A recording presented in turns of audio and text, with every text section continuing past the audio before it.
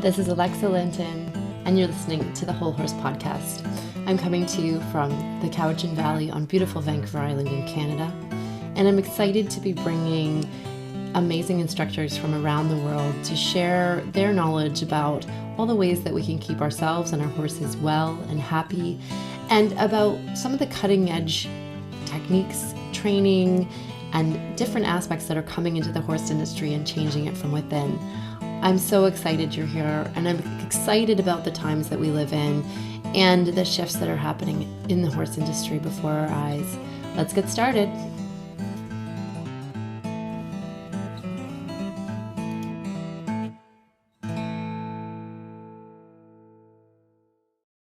Hi, everyone. It's Alexa Linton here, and you're here for the Whole Horse Podcast. And as you may have realized, I haven't been here for a while.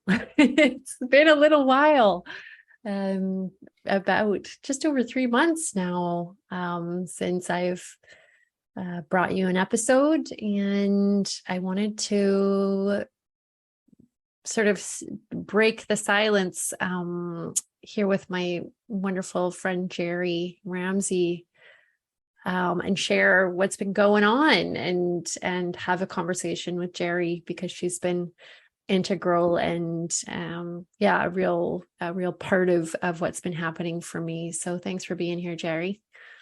Thanks for having me here to sort of to unpack the experience. Yeah. Absolutely. As many of you know, and could probably relate, it's no fun talking to yourself. So it's really nice to have most of the time. Yeah. Most of the time. So I thought I would start from the beginning, everyone, and just give you a bit of a sense of what's happening, especially if you haven't kept up. I had been posting some updates on Facebook, but I know that, not all of you follow me there, and Facebook can be patchy at times in terms of what you see. And so, I wanted to share that in mid to late April, I was admitted to hospital after some fairly severe symptomology of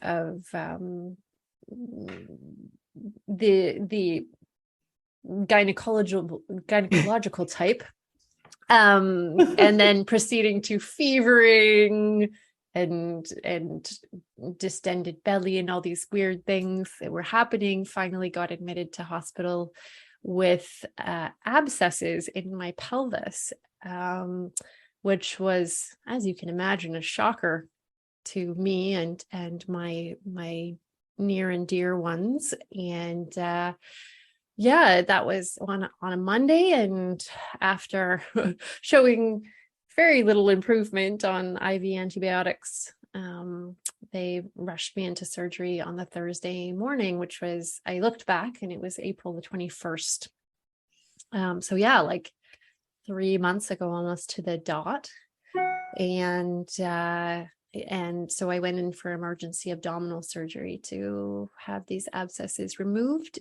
Thank goodness, because I was feeling very unwell at this point. And so I had a laparoscopic surgery, and they also took my tubes, which some of you may know, I'm 42 now, and thankfully I'm not wanting to have kids. And so that was fine with me. And so I spent the next 2.5 weeks in recovery from that. And there was various things that happened in that time.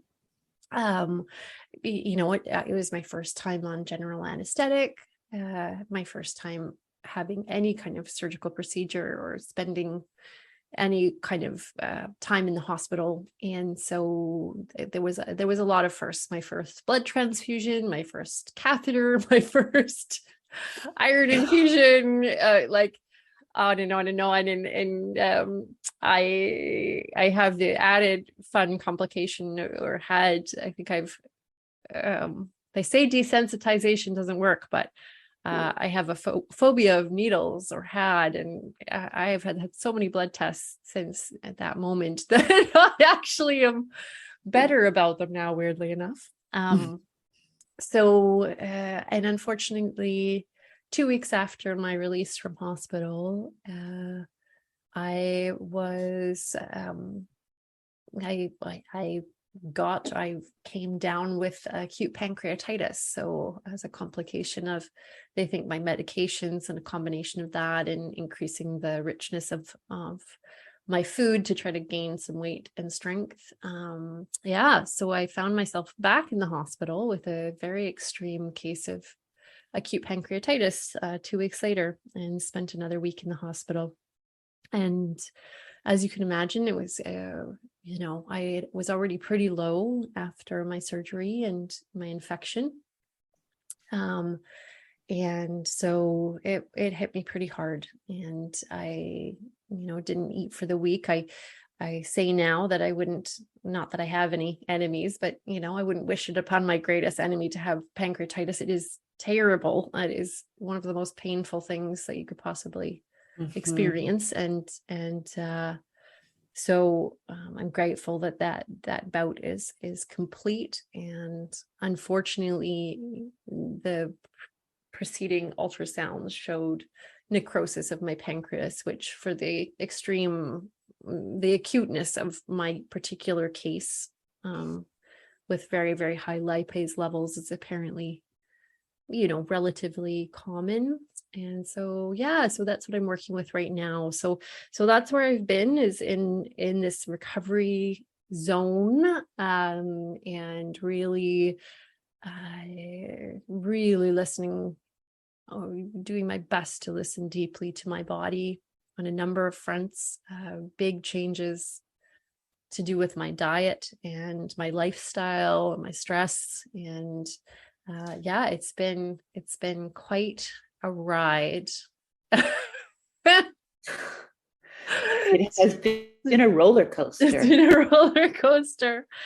And I'm still riding it a little bit today. I still have my ups and downs. I still have, periods where my symptoms return to some degree or another, and that's been something really for me to be with and sort of breathe into and use all my skill sets at this point on my own process right now. So it hasn't felt up until this time like I've been really even cognitively ready to get on here and talk to all of you about what's going on. I did find that the cognitive piece, I shared this with Geri, is like, that's been one of the lasting impacts, is, whether it's from the general anesthetic or just the shock of what's happened and the change in my nervous system, that's the piece that's been slow coming back for me. I'm a person that is quite used to being quite, witty and quick on my feet, when it comes to brain function, and, able to piece together a lot of different aspects and work with a lot of information. And that's really shifted, and thankfully is coming back slowly, but it's definitely been something where I felt like trying to interview someone might be, a challenge for me right now to grab the threads of that. So I appreciate, all of the patience and all of you listening, for continuing to listen, given the length of the hiatus. So thank you. Yeah. For sort of touching in throughout the process, and going back to that, that wit, and you, for those of us who spend time with Alexa, we know her vitality, her life force is pretty strong. And so for me, I don't even think it was until the acute pancreatitis stage that I really understood how ill you were. And even in the texts throughout the hospital stays, because there was VGH in April, and then to Cowichan, then back to Cowichan, there was this humor and this appreciation of the healthcare professionals in your texts. It was almost like, okay, it's not that bad. It's not that bad. And then the acute pancreatitis is when I personally realized it was really bad. Mm-hmm.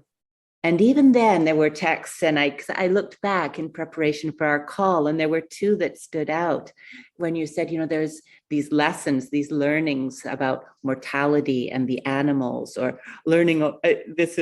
I'm learning a whole lot about a whole lot of things I never thought I would, but we never had a chance. There was, we were on this roller coaster ride, and there was never this chance to talk about those insights. Yeah. And I realized that after, actually, is that, I am a person that's really good at kind of seeing the bright side of things, and maybe to a fault. When I came out of the hospital after the pancreatitis, and I had my partner Patrick and several other friends who had visited me in the hospital, both pre-surgery and then during my pancreatitis. It wasn't until they broke down crying in front of me around how ill I was, that it really landed, because when you're in it, you don't get that full scope. And I think they were really trying to put on that brave face while they were with me, especially in the hospital. Patrick confessed after that, he would sit in the car crying, before or after his visits to me, and then just put on a brave face and come in so that, he would have this positive spirit when he was with me. And I was like, oh my gosh. Wow. Yeah. And I reflect on, how blessed I was to have, him, for sure. This is a man who, if any of you have been in hospital before, and I don't think I quite comprehended. It's like, I can't feed my animals. I can't do the things that are necessary to do, at home to keep everybody alive.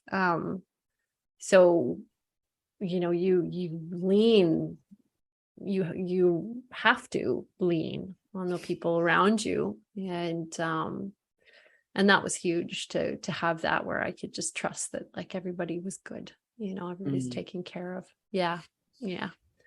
So it's one of those things. I hope that all of you don't have to go through something like this, first of all, but also that you have a good support system around you that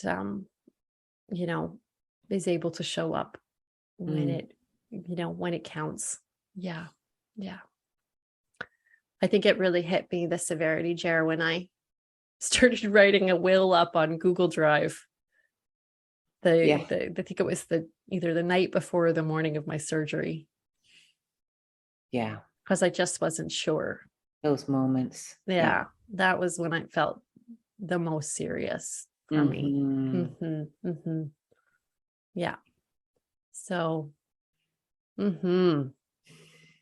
what a time. Yeah. So here we are. Made it. Right. Getting back in the saddle.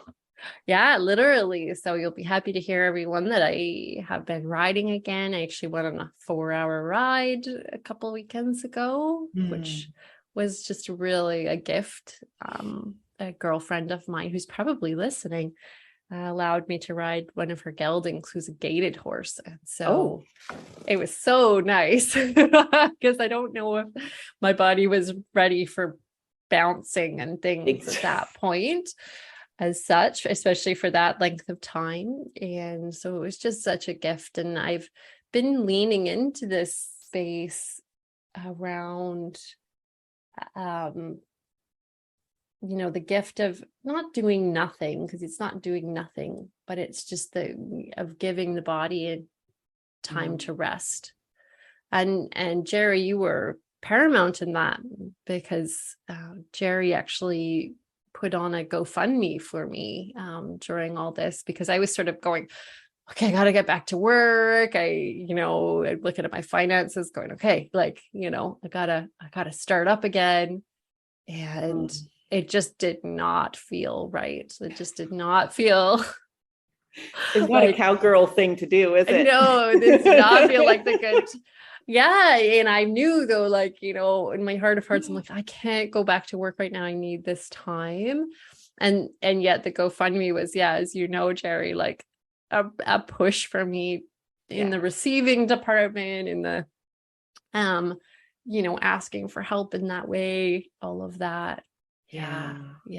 And again, I think that, but what I heard in that, because it was the first time that I had participated in creating one, but that appreciation for all you had, and that, that,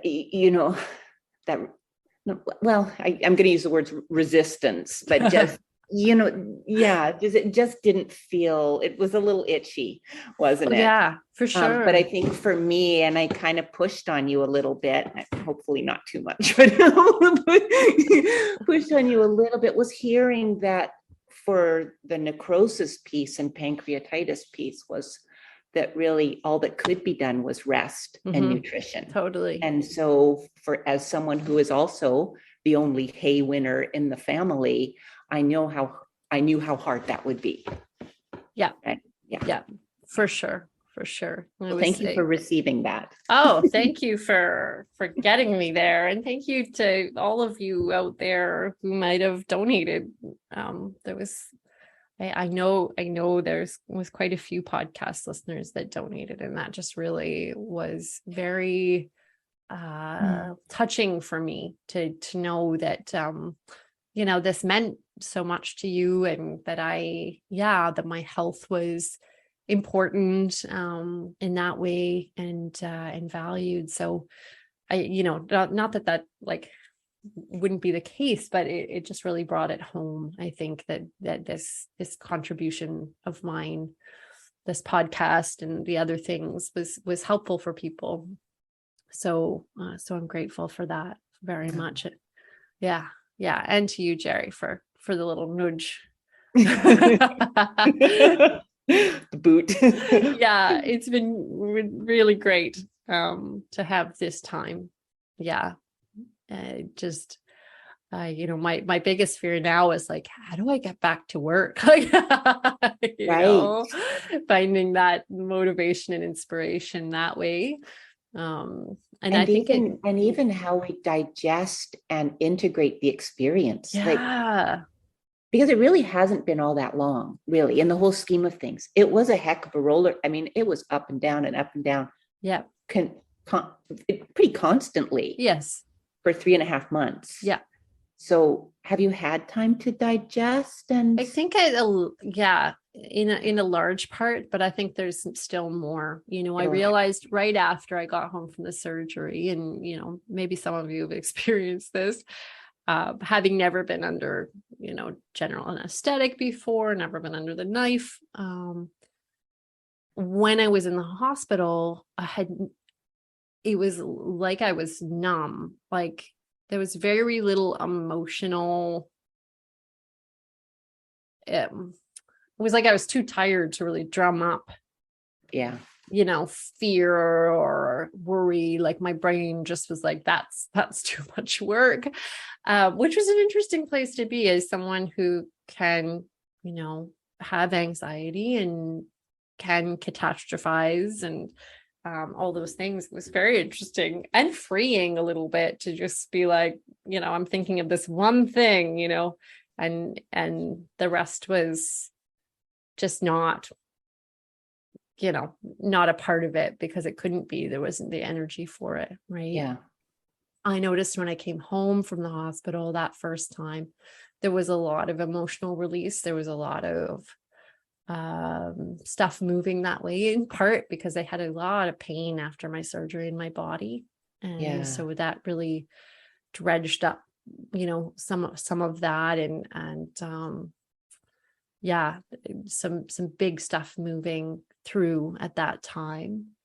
And, some smaller emotional, stuff going on since then. I think all in all, though, I feel fairly steady, which is sometimes a little even unnerving. I think, like, should I be feeling more emotional about all this? Oh, interesting. Yeah, but I've been feeling quite steady, and for those of you who might be wondering, it took me a good chunk of time to be able to get out to the barn to see the girls, and even at that point, it was, I wasn't able to like lift hay or do anything. It was about for maybe 5 weeks post-surgical that I was able to actually even like start mucking my paddocks and dumping a wheelbarrow and things like that. So my relationship with my horses was quite interesting in that time because I was so fragile. Right. Yeah. And so I would often go out to the barn and like stand by the gate while someone else did chores, and just because even just walking through the paddock was so unbalanced and weak. Mhm. And my girls have been just so amazing with all this. They've just been rock stars. Yeah. I think They've been gentle with you. Yeah, and they're liking like the retirement life, the lifestyle.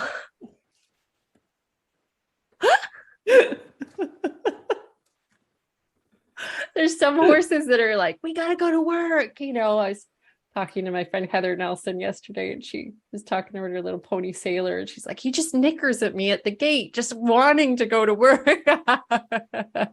Even after we do a session, he just snickers at me, like wanting to go and do more. I'm like, my horses are not like that. They're like, we're more than happy to just like hang out. Yeah. And I'm starting to feel that too. I'm like, oh yeah, I like this hangout lifestyle. This is pretty grand. Oh, interesting. Mm-hmm. It will be interesting to see how that what if any of that integrates and sticks, right? We're just in a healing phase, and then it'll be back to full on action. I don't know. I'm only slightly missing my overachiever right now because she's the one that nips at my heels. Get going. Come on, Yeah. Well, I'm going to wait and see on that because I know that your body is still healing. You lost a lot of weight, girl, and I think your body is still taking. Your body's priority one as far as they're taking the energy for the healing for you. So yeah. For those that don't know, I did lose, I guess it was just over 20 pounds with all this. So I'm a little person to start with, so that was not something easy to lose for me. You didn't have it to lose. So it's been some time coming back, as well as rebuilding my hemoglobin, which went down to about 74. And there was a few things that way that were conspiring to keep my energy levels quite low. I remember coming home after the pancreatitis, and I couldn't walk up my front 2 steps without help. And that was like, oh boy.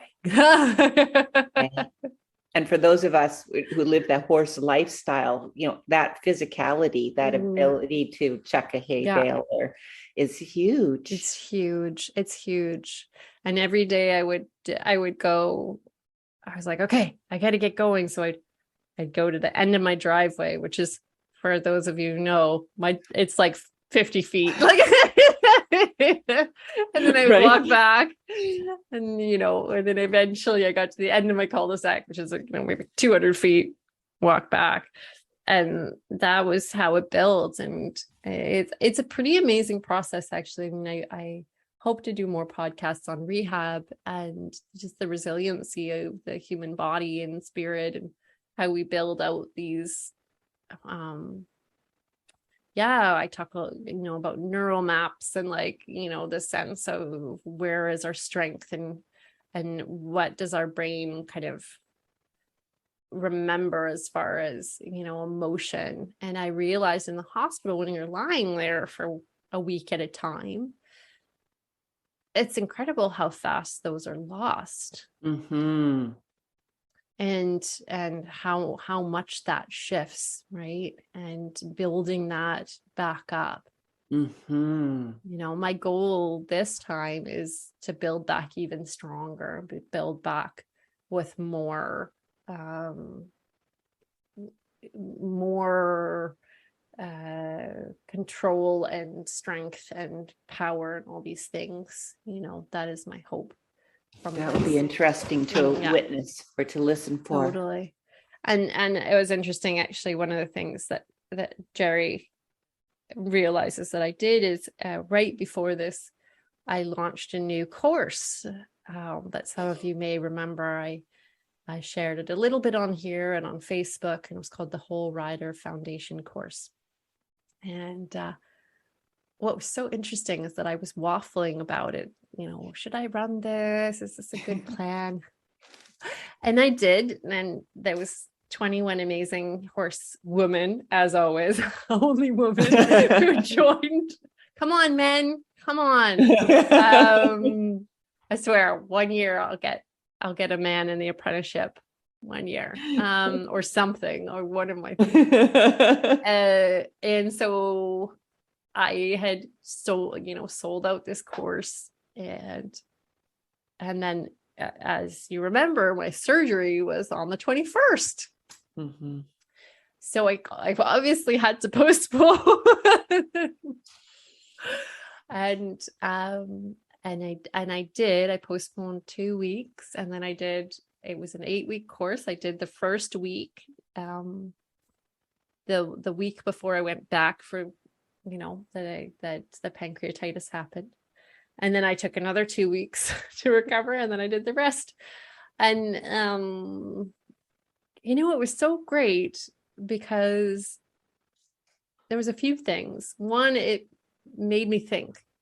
So I had to create this PowerPoint each week on a different topic around the body. So there's all the osteopathic, lenses on these different systems and mechanisms in the body. And it was fantastic because it allowed this retention of my skill set and my anatomical knowledge and my understanding of the physiology of these systems and how they related osteopathically to riders specifically. And it was really, really cool. And, there had been a time where I was like, oh, I just need to cancel. And I said to Geri, it felt like harder to try to figure out how to refund everybody their money than to cancel the course. And at that point I knew, okay, just keep going with it. It's 90 minutes a week and creating the PowerPoint. You can do this. And it was really a touchstone in my healing process, and actually seemed to kind of parallel, that first week was the myofascial system. I just had laparoscopic surgery. It sounds like it was a gift. It really was, from a mental and emotional healing standpoint, sort of that, a little bit of that pushing a little bit. Totally. Just a little. A little outside the comfort and zone. A little bit of a ritual and a routine as well. I really have realized that that's so critical. Yes. To have that, in place in some way. And I don't know if you find that, Geri, is just to have something where it's like, it's a touch point in your week, right? So your days don't get blurred. It's like, is it Thursday? Is it Monday? I don't know. Right? Yes, I know a little bit about that. Yeah. So that's been quite cool to feel like, okay. And I completed it last Tuesday, and wonderful. It was such a good group, and just really, really appreciated being able to share that information. And I was grateful to get feedback that people actually really liked it. Oh, which was like, wow, that's awesome. So for all of those out there that are interested, I will run it again and hopefully not be in a health crisis this time around. But I did think it was rather ironic that I called it a beta version and that there might be some glitches. Oh, might be. And there was. There's a few glitches. Way to manifest, girl. Yeah. Yeah. So that happened as well. I know, Geri, we were going to touch on like, maybe things that I've learned or, stuff like that. Did you have any other questions about what happened there? I think my big curiosity is, and maybe it's too soon, maybe it's like, stay tuned. I'm curious as to how the experience or the insights have, or how you see them weaving into the way you live with horses, or your life and work. Like, have you noticed anything there, or is that too early and would just park that? It's a really good question. I think, a lot has shifted in my internal landscape. I had a real like reckoning in my nervous system with all of this, I think I could say. Yeah. To the point where, I'd go days and days without sleeping, even though I was so tired and needed rest, those sorts of things. Yeah. And I've found that as that rolls out, as that it becomes clear what that is doing to my system or doing within my system, I've noticed a few things. So I've noticed that my sense of being is way more steady and grounded. And I do wonder if, when you're in the hospital, there's this wild thing that happens where you have to say yes to a bunch of stuff that you don't want to do. So, for example, blood work was like, I don't want to do blood work. Yeah. This and you had terrible. A battery of that. Yeah. And you have to, because there's no other way for them to know what's happening in your system. And it's different than submitting. It's like, there's a surrender piece. There's okay, yeah, like I need to do this for my own well-being piece. I need to, and just let's preface this by saying that I'm not a person that likes discomfort or pain. All right. Like I just don't. And it is something that I avoid pretty much at all costs. And that is not something you can do in a situation like this. So there was a lot of choices that had to be made for the betterment of my being and like staying alive and all of that, that required me to choose, discomfort, things that I did not want, things that didn't feel good for me, things that were not a full body yes. Correct. Because it was necessary, right? Now, stuff that I've noticed as fallout from that is things like, being more grounded, less reactive, more steady in my being, with horses and outside of that. Also weird stuff like my skin is softer. Riddle me this. And I can now tan rather than break out in hives in the sunshine, weird. Which is cool. And, I'm not sure if that's all related, but there's this part of my mind that thinks, hey, could that be because it's like this acceptance that discomfort is okay, that I will be okay. And I'm not going to perish at the first sign of something, noxious coming into my system. And so that has been really fascinating. Yeah. And with the horses, I would say there's been this overall sense of a real recalibration about what where my value is at, because I think for so long I placed my value in this space of being so intricately related, or, you know, I don't know what the word is. This is one thing that happens to my brain, but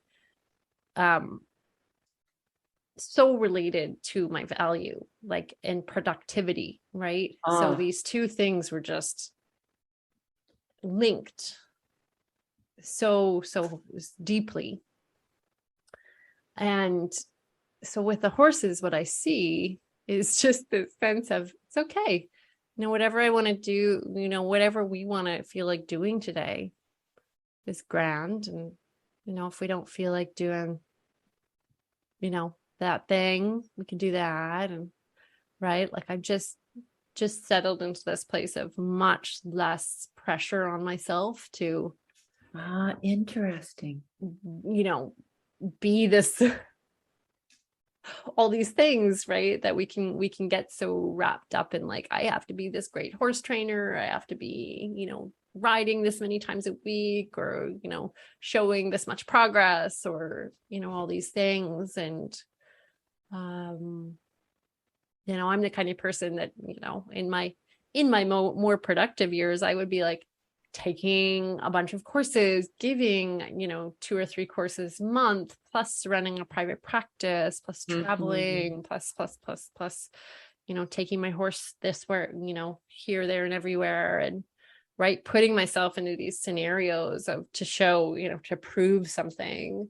And now, you know, a day might be like, okay, I go to the barn, muck out, come home, sit in the backyard and read a fantasy novel the rest of the afternoon. That's about it. Like, so what I'm hearing is, and I wouldn't have placed you in that category of, I know we both come from that Action Jackson background, but I had placed you in the category of people who had transcended that need. But it sounds like maybe there was a real deepening into it, or a greater awareness that the horses don't need us to be Action Jacks. They really don't. Prefer that we don't. It's okay. It's okay. Yeah. It's okay. We like that. Yeah. My girls are like, whoo. I know. And yeah, so that's really been so nice. And yeah, you know, letting myself off the hook that way. And yeah, riding someone else's horse, you know, it was just this you know, a horse that's really like, yes, let's go, let's do this. This is grand. You know, it's really neat to find those avenues where, you know, it feels good. Diva's 23 this year. She's kind of getting to a point where she's going, I don't know about this whole riding thing, you know.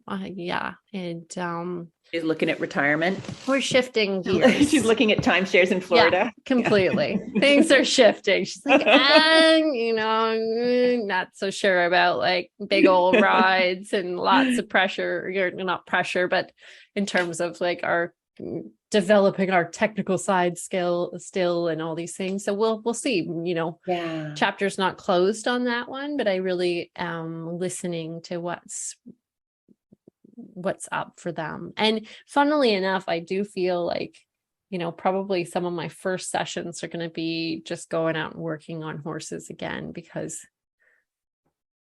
it's what I miss, just getting my hands on horses. And, you know, like I'm just really learning to follow the little bubbles and passion, and like, okay, what feels good right now for me. And that's a place where just getting my hands on some horses coming up here. So it's cool to feel that as well. Like, okay, nice to feel inspired to or ready to do that. Yeah, totally.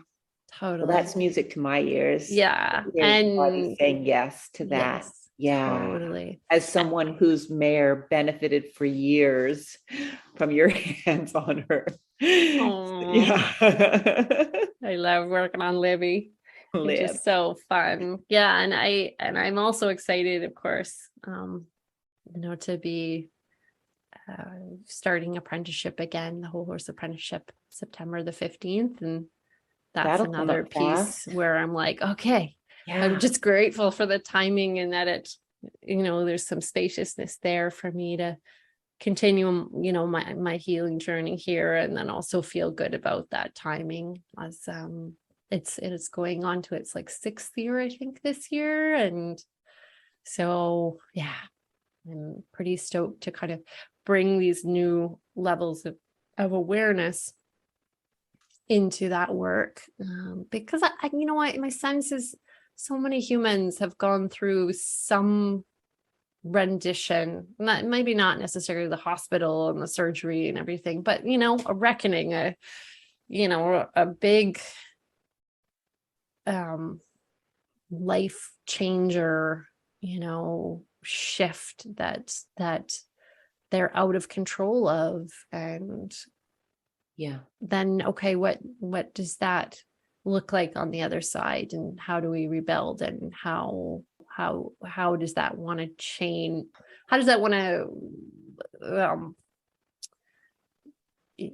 inform where we're going as we move forward? Absolutely. And how do we want to move through it? So yeah, that's exciting. I think we all do get one of those Something at some point. whether we like it or not. I mean, I can say without any doubt that I did not expect this to happen. Yeah, didn't see that one coming. Did not. No, left field for sure. And and I consider myself, and I think it made I'm sure it made some people nervous to see this, what they considered a really healthy, strong, living her passion and her love person, relatively young person get as sick as that. And I considered myself, even going into that, pretty healthy, pretty good, eating well and doing self-care and doing my thing. But you just never know. Yeah. And I think, well, for me personally, knowing my narrative of you didn't allow until, as I say, the pancreatitis. I just couldn't wrap my head around that way of seeing you. Yeah. So it was that kind of I think for those of us who have gone through this or experience with you, or learning about it through your updates, I think we get vulnerability by association, that just, it is such a shock for someone healthy, young, so vibrant, to have that experience. It's a check, right? It's a check. It's a whoa. Totally. Yes. Yeah. And also the reminder, oh wow, the body is incredibly resilient and strong. And the wild thing was that throughout the whole thing, if I can say, my spirit or my soul was okay. Yeah. And that was really amazing to feel. That's huge. It was. And I thought, okay, I'm so grateful to the part of me that's done so much work on that level, because I'm not fighting. I'm not freaking out. I am here. I am present. And I'm being with what needs to happen to move forward and making choices around that. It was really beautiful to just be like, I'm making a choice, not that you can necessarily, but I really wanted to live. I really was like, I really have more to do. I want to live. This would be grand. That was where my head was at, despite my haphazard will on Google Drive, that was where I wanted to be. So well, I think that's my beautiful keepsake for our chat today. And it's a reminder too, from conversations with others, that it is the spirit, the spirit, and the spirit shone throughout. Throughout the process. Yeah, for sure. Yeah. Thanks for being on the journey with me. Yeah, who knew? Hey, we started. Drug you along. Who knew? Oh man. Yeah. Happy to be here. Happy to be doing this again. Feels good. Yeah. Yeah. Yeah. I told Geri, I'm like, I need some help just kind of getting back in the saddle of this thing. I just, been away from it so long, but it's just really nice to feel that, like I said, that motor memory that like, oh yeah, here we are. So, Yeah. so thank you. Oh, thanks for having me. Yeah, it's a pleasure. It's a pleasure. Awesome. And thanks everyone for tuning in today. No, it might not be what you expected, but, I hope that there was maybe a pearl or two of wisdom for you. And yeah, and as I said earlier, I am doing the whole horse apprenticeship again. So if it is something that's calling your name this year, we start on September the 15th. And this is my 6-month equine wellness immersion program.